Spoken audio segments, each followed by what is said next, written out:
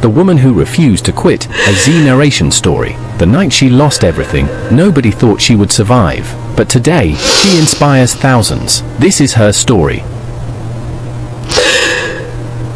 Meet Sarah, a single mum of 3, living in a small flat in South London. Bills piling up, no savings, no support, just endless worry about tomorrow. People told her she'd never make it, that she should just accept her situation. Sarah worked 3 jobs just to keep the lights on. Mornings at a cafe, afternoons cleaning offices, evenings doing admin work from home. But every night, after her children fell asleep, she studied online courses, YouTube tutorials, building skills nobody knew she had. Exhausted but never defeated, she applied for over 100 jobs, 100 rejections, not qualified enough, not experienced enough, wrong background. Each rejection felt like a door slamming in her face. There were nights she wanted to give up, nights she questioned everything. But Sarah remembered something her grandmother once told her: you don't lose when you fall down, you lose when you stop getting up. Then one Tuesday morning, her phone rang. A small tech company. They wanted to interview her. It wasn't glamorous.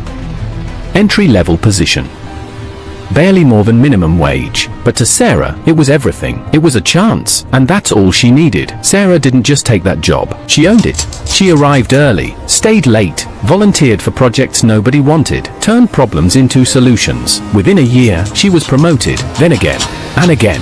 Today, 5 years later, Sarah is a senior operations manager at that same company. She's bought a home for her children. She mentors young women facing the same struggle she once did. And she's living proof that your past doesn't write your future.